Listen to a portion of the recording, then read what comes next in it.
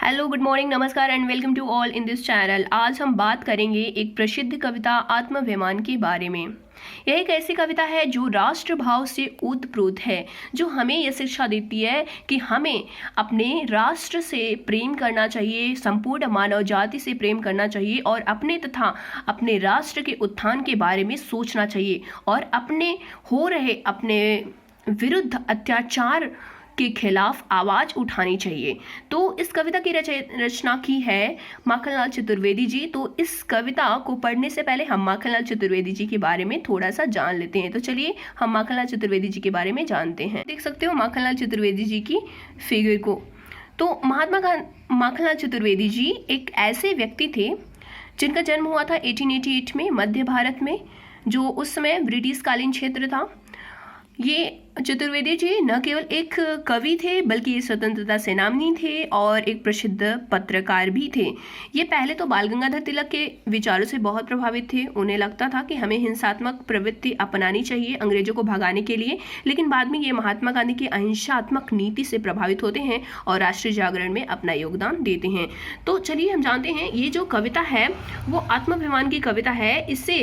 इन्होंने उस समय इसकी रचना की जिस समय लोग पराधीन थे, यानी कि लोग अस्वतंत्र थे। यहाँ पर ब्रिटिशों का राज था और लोग ब्रिटिशों के सामने कुछ भी नहीं बोलते थे, यानी कि उनका अत्याचार वो सहते जा रहे थे और उनमें बोलने की हिम्मत नहीं हो रही थी। तो उस समय इन्होंने इस कविता के माध्यम से लोगों को जगाने का काम किया है कि उठो, जागो और अपने अभिमान को पहचानो और पशु के समान चुप न रहो, बल्कि अपने अधिकारों को जान करके पहचान करके उनकी मांग करो। तो चलिए अब हम इस कविता के बारे में पढ़ते हैं।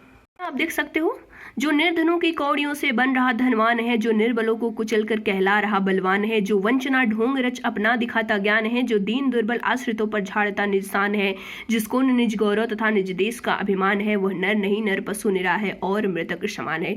देखिए चतुर्वेदी जी कहते हैं कि ऐसा मनुष्य जो निर्धनों को, गरीबों को सता करके उनके पैसे लेकर के धनवान बनता है, ऐसे मनुष्यों को, ऐसे गरीबों को सता करके बलवान बनता है, जो ढोंग रचता है, जो छल से कपट से इनको अपना ज्ञान दिखाता है और अपने ज्ञान को दिखा करके उनके धन को हड़प लेता है, ऐसा मनुष्य जो ऐसे गरीबों पर अपनी शान दिखाता है और उसके सामने ऐसे मनुष्य जो अपने गौरव, अपने यश कीर्ति और अपने देश के अभिमान को नहीं समझते हैं, वे मनुष्य नहीं बल्कि पशु के समान है और मरे हुए के समान है। Next paragraph. जिसको न अपनी जाति के उत्थान का अरमान है, जिसको न अपनी जन्मदात्री शुच भूमि का अभिमान है, जिसको न अपनी मातृभाषा का हृदय शैमान है, जिसको न अपनी दीनता पर खेद शोक महान है, जिसको न निज गौरव तथा निज देश का अभिमान है, वह नर नहीं नर पशु निरा है और मृतक समान है। ऐसे मनुष्य जिससे अपने मानव जाति के उत्थान के प्रति कोई चिंता नहीं है, ऐसा मनुष्य जिसे अपनी जन्मभूमि पर कोई अभिमान नहीं है, ऐसा मनुष्य जिसे अपनी मातृभाषा को हृदय से वो स्वीकार नहीं करता है, अपने मातृभाषा के प्रति उसे कोई भी चिंता नहीं है, ऐसा मनुष्य जिसे अपनी दीनता पर उसे कोई शोक नहीं होता है, यानी कि उसके जितने भी अगल बगल में आप देख रहा है संपूर्ण मानव जाति पर अत्याचार हो रहा है और उसे कोई शोक ही नहीं है, उसे कोई मतलब ही नहीं है, उसे कोई दुख ही नहीं होता है, ऐसा मनुष्य जिसे अपने गौरव तथा अपने देश के गौरव का कोई अभिमान नहीं है, वह मनुष्य नहीं बल्कि मरे हुए पशु के समान है। जिसको न अपने बंधुओं के दुख सुख का ध्यान है, जिसको न अपने पूर्वजों की कीर्ति का कुछ ज्ञान है, जिसको न अपनी हीनता पर शोक खेद महान है, जिसको नहीं खलता कभी संसार में अपमान है, जिसको न निज गौरव तथा निज देश का अभिमान है, वह नर नहीं नर पशु निरा है और मृतक समान है।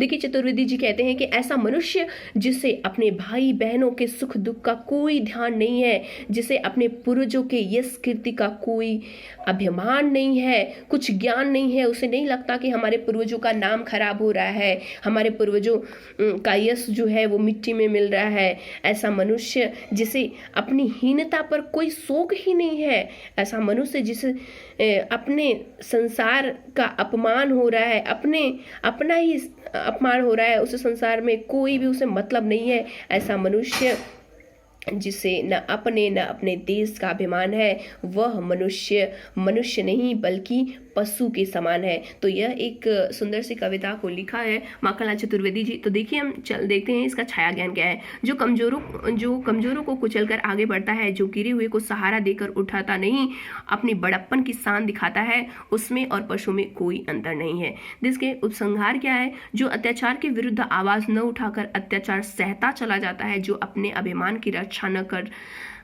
कर दबते रहना ही जीवन को मानता है, ऐसे लोग मृत समान है। देखिए इसका मतलब ये है कि आपके सामने अगर कोई भी गलत हो रहा है तो उसके बारे में आपको बोलना चाहिए, अपने जो भी है उसे उसकी डिमांड करनी चाहिए और उसे समझ करके ही कार्य करना चाहिए और अपने तथा अपने देश पर अभिमान होना चाहिए, अपने देश के उत्थान के बारे में सोचना चाहिए। Thank you.